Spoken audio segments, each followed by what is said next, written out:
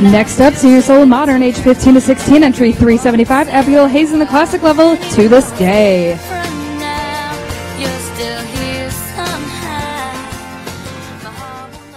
I'm not the only kid who grew up this way. Surrounded by people who used to say that rhyme about sticks and stones.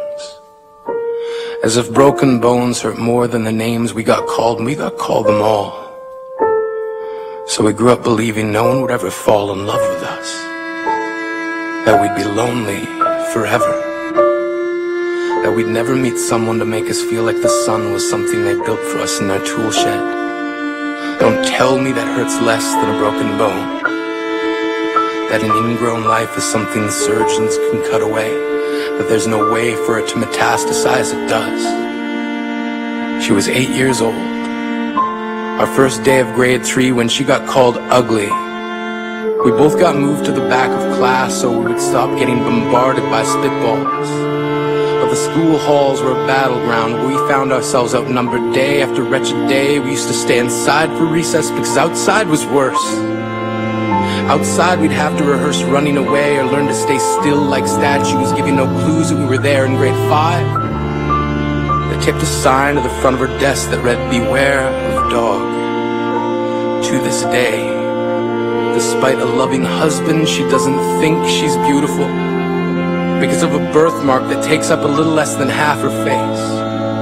Kids used to say she looks like a wrong answer that someone tried to erase but couldn't quite get the job done.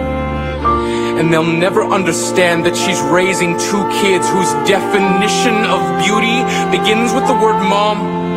Because they see her heart before they see her skin. Because she's only ever always been amazing.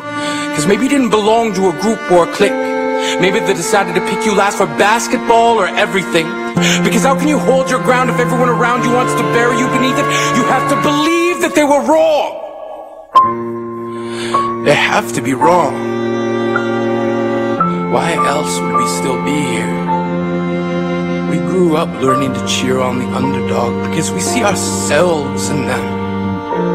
We stem from a root planted in the belief that we are not what we were called.